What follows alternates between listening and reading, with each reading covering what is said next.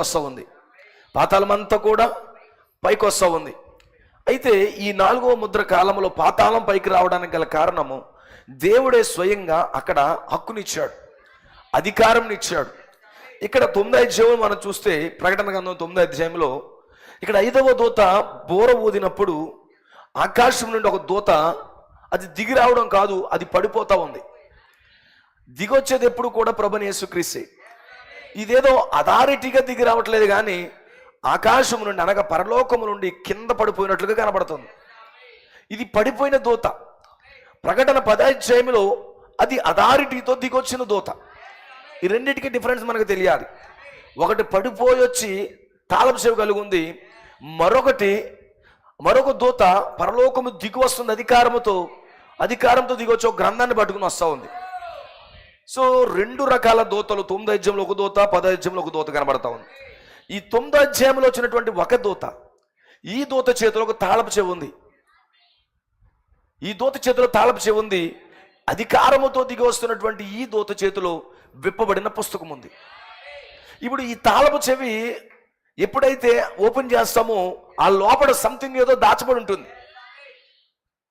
ఇక్కడ కూడా పుస్తకం అనేది తెరవబడినప్పుడు పుస్తకంలో కూడా కొన్ని సంగతులు దాచబడి ఉంటాయి. అంటే గమనించండి, ఈ యొక్క ప్రకటన గ్రంథం 10వ అధ్యాయంలో ఆయన గ్రంథాన్ని తీసుకుని వచ్చినప్పుడు ఆ గ్రంథములో కొన్ని విషయాలు అందులో దాచబడి ఉన్నవి. అలాగే ప్రకటన గ్రంథం 9వ అధ్యాయంలో దూత తీసుకొచ్చినటువంటి ఈ పడిపోయిన దూత, వీడు అధికారంతో వచ్చిన దూత కాదు, పడిపోయాడు, వాడు రాలిపోయిన దూత.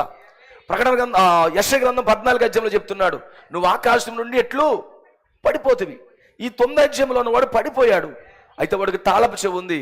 వాడు తాళపు చెవి వాడితే, ఆ తాళపు చెవి వాడినప్పుడు ఆ తలుపు తెరవబడుతుంది. ఆ తలుపు తెరవబడినప్పుడు కొన్ని ఆత్మలు అనేవి బయటకు వస్తున్నాయి. సో ఈ కార్యం అనేది ఎప్పుడు జరిగిందంటే కనుక 4వ ముద్ర తెరవబడినప్పుడు. మనం చదివాము ప్రకటన గ్రంథం 6వ అధ్యాయంలో, ఎప్పుడైతే 4వ ముద్ర తెరవబడినప్పుడు గొర్రె పిల్ల రమ్మో అని పిలుస్తున్నప్పుడు, దేవునికి స్తోత్రం కలుగునుగా. చూడండి, ఆయన 4వ ముద్ర విప్పినప్పుడు రమ్ము అని ఒక 4వ జీవి చెప్పి ఉంటుంది. అప్పుడు నేను చూడగా ఇదిగో పాండుర వర్ణం గల ఒక గుర్రం కనబడను, దాని మీద కూర్చున్న వాడి పేరు మృత్యువు, పాతాళ లోకం వాడిని వెంబడించును. పాతాళ లోకం వెంబడిస్తుందంటే పాతాళాన్ని ఒక దూత తెరిచాడు. ఆ పాతాళంలో ఉన్నటువంటి దూతలు, ఆ దెయ్యాలు, వారు కూడా పడిపోయిన వారే. ఇప్పుడు ఆ పడిపోయిన దూతలను బయటకు తీసుకురావడానికి ఆ తాళపు చెవిని ఈ 9వ అధ్యాయంలో ఈ పడిపోయిన దూతకి ఇస్తున్నాడు.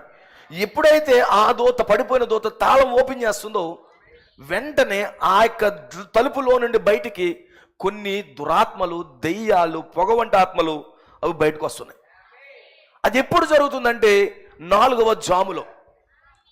4వ ముద్ర తెరవబడినప్పుడు పాతాళమంతా కూడా అది భూమి మీదకి వస్తూ ఉంది.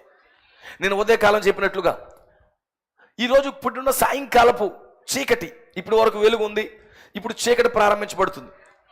ఈ చీకటి అంతా కూడా రాత్రంతా ప్రయాణం చేసి తెల్లవారు వచ్చేటప్పటికి అది ఒకే చోటగా చీకటి జాయిన్ అయ్యి అది కటిక చీకటిగా మారుతుంది. సో గమనించండి, ఆది సంఘములో ప్రారంభించబడిన చీకటి ఆత్మలు అవి ప్రారంభించబడి ఈ కాలం వచ్చేటప్పటికి అది కటిక చీకటిగా, ఘోరమైనటువంటి ఆత్మలుగా అవి మారిపోయాయి. వాటికి ఏం చేశాడు, తాళం తీయగానే అవన్నీ కూడా ఈ కాలంలో భూమి మీదకి వచ్చేసాయి. ఇప్పుడు ఏ కాలంలో? ఇది 4వ ముద్ర తెరవబడిన కాలం. ఈ ముద్ర తెరవబడిన కాలంలో పాతాళంలో ఉన్న ఆత్మలన్నీ కూడా భూమి మీద ఉన్నాయి. సొదొమలో ఉన్న ఆత్మలు, ఆ లెస్బియన్ స్పిరిట్స్ ఈరోజు భూమి మీద ఉన్నాయి. ఆ నోవహు దినాలలో ఉన్నటువంటి స్పిరిట్స్ భూమి మీద ఉన్నాయి. ఆ రాజకీయ ఆత్మ, ఆ నిమ్రోదు ఆత్మ ఇప్పుడు భూమి మీద ఉంది. ఆ ఫరో ఆత్మ ఇప్పుడు భూమి మీద ఉంది. ఆ పాత నిబంధనలో ఉన్న ప్రతి దెయ్యపు ఆత్మలు భూమి మీద ఉన్నాయి. ఇప్పుడు రోమిల ఆత్మ, నీరో చక్రవర్తి ఆత్మ భూమి మీద ఉంది. ఆ కాన్స్టెంటైన్ ఆత్మ భూమి మీద ఉంది. ఇవన్నీ దెయ్యపు ఆత్మలన్నీ కూడా ఇప్పుడు భూమి మీదకి వచ్చేసాయి. అయితే ఇక్కడ ఉన్నటువంటి ఈ సంఘము, ఈ షిప్లో ప్రయాణం చేస్తున్నవారు, ఈ షిప్లో ప్రయాణం చేస్తున్న వాళ్ళందరూ కూడా ఏలియా వర్తమానం నమ్మిన వారే. కానీ వీళ్ళకి చెప్పాడు ఇదివరకే, మీరు త్వరగా వెళ్ళండి, చీకటి పడిపోబోతుంది, బలవంతంగా తోస్తున్నాడు, మీరు ఇల్లే కొద్ది కాలం మారిపోబోతుందని చెప్పాడు, కాలం మారుతుందని చెప్పాడు. కానీ వీళ్ళు కలిగి ఉన్నటువంటి కోటాలను బట్టి, వీళ్ళు కలిగి ఉన్న సొంత కార్యక్రమాలను బట్టి డిలే చేయడం మొదలుపెట్టారు. ఈ లోపులో 4వ జాము వచ్చేసింది. 4వ జాము వచ్చేసింది. వారికి తెలియలేదు. వారికి తెలియకుండానే ఒక ఆత్మ అనేది చుట్టూ ఆవరించేసింది. ఈ సంతోషంలో బయట ఏం జరుగుతుందో వాళ్ళకి తెలియట్లేదు, ఈ ఆనందంలో ఏం జరుగుతుందో తెలియట్లేదు. వాళ్ళు ఏదో మెసేజ్ని బట్టి సంతోషించబడుతున్నారు, గ్రంథం తెరవబడిందని ఆనందించబడుతున్నారు, ఓ ఉద్యోగం కలిగిందని ఆనందించబడుతున్నారు. కానీ బయట ప్రపంచం అనేది ఎలా కదులుతుందో ఆ సంగతును వీళ్ళు పట్టుకోలేకపోతున్నారు. This is the problem today. ఈ మెసేజ్లకు వచ్చిన సమస్య అదే, ఇప్పుడు మన మధ్యలో ఉన్న సమస్య అదే. కొన్ని అనుభూతులు బట్టి మనం సంతోషపడిపోతూ లోకములో, ఈ ప్రపంచంలో దెయ్యపు ఆత్మలు ఎలా ట్రాన్స్ఫార్మ్ అవుతున్నాయో, ఏ విధంగా తిరుగుతున్నాయో, ఏ విధంగా పనిచేస్తున్నాయో, ఏ విధంగా సంఘం మీదకి వస్తున్నాయో మనము చూడలేకపోతున్నాము.